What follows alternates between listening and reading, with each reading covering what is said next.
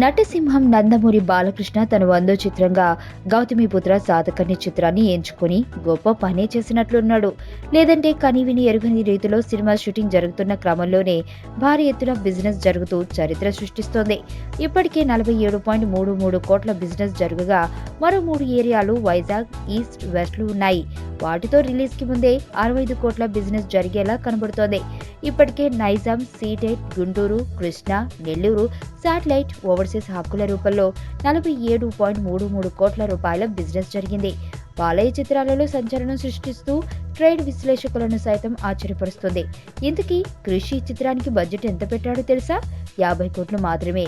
చక్కటి ప్లానింగ్ తో చేయడం వల్ల 20 నుండి 30 కోట్ల బడ్జెట్ అదుపు చేయగలుగుతున్నాడట. దాంతో రిలీజ్ కి ముందే క్రిష్ కు టేబుల్ ప్రాఫిట్ చిత్రంగా నిలిచిపోనుంది గౌతమిపుత్ర సాతకర్ణి.